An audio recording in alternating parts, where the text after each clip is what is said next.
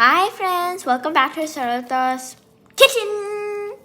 ముందుగా మన channel subscribe చేయని వారు తప్పకుండా సబ్స్క్రైబ్ చేసుకోండి. వీడియో చివరి వరకు చూడండి, లైక్ చేయండి, షేర్ చేయండి, కామెంట్ చేయండి. ఈరోజు మనము ఫ్రెష్ కోకోనట్తో హెల్తీగా ఈజీగా కోకోనట్ లడ్డు ఎలా చేసుకోవాలో చూద్దాం.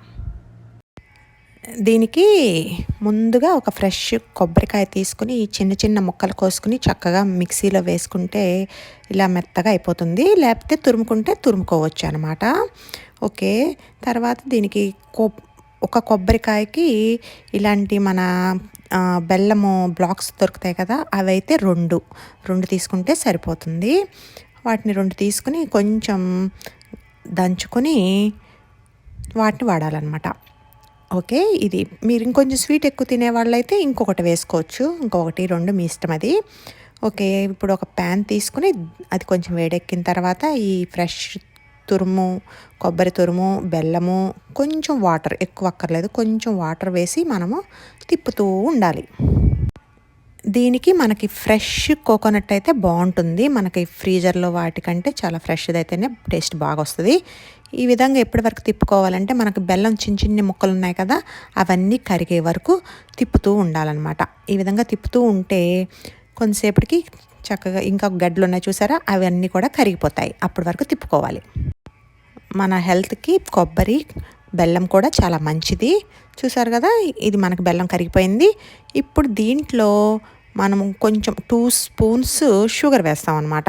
అప్పుడు మనకి ఉండలు బాగా వస్తాయి, లేకపోతే అంత ఉండలు రావు. అందుకని 2 స్పూన్స్ వేస్తే చాలా, ఎక్కువ అక్కర్లేదు. 2 స్పూన్స్ షుగర్ వేసుకుని ఆ షుగర్ కూడా కరిగే వరకు కొంచెం సేపు తిప్పుతూ ఉండాలి. ఇప్పుడు దీనిలో మన ఇలాచీ పౌడర్ ఉంటుంది కదా, యాలకుల పొడి, అది కూడా 1 స్పూను యాలకుల పొడి కూడా వేసుకుంటే మంచి వాసన వస్తుంది. అది కూడా మంచిది వంటికి. వీటికి మొత్తం షుగర్ కూడా వాడవచ్చు, కానీ షుగర్ అంత మంచిది కాదు కదా, అందుకని బెల్లమే వాడండి. ఓకే, చూసారు కదా, అంతా కరిగిపోయింది. ఇప్పుడు మనం స్టవ్ ఆఫ్ చేసేసుకుని ఉండలు చేసుకోవటమేనమాట. చూసారు కదా, కొంచెం వేడిగా ఉంది, కొంచెం ఆరిన తర్వాత చేసుకోండి. వేడిగా చేస్తే ఇగో చూడండి, చేయి రెడ్గా అయిపోతుంది. ఓకే, కానీ ఇందులో ఆయిల్ ఉంటుంది కదా, అందుకని మనకు ఆయిలే సరిపోతుంది. మనం ఏమీ నూనె, నెయ్యి ఏమీ రాయక్కర్లేదు. చక్కగా ఉండలు వచ్చేస్తాయి. కోకోనట్లో ఉండేది కూడా ఆయిలే కదా, అందుకని ఆయిలే సరిపోతుంది అనమాట. చూసారు కదా ఎంత సింపుల్గా రెడీ అయిపోయాయో కొబ్బరి లడ్డూలు. స్వీటు తినాలనిపించినప్పుడు ఈ విధంగా ఫ్రెష్ కోకోనట్ ఉంటే ఇలా చేసేసుకోవచ్చు చాలా ఈజీగా.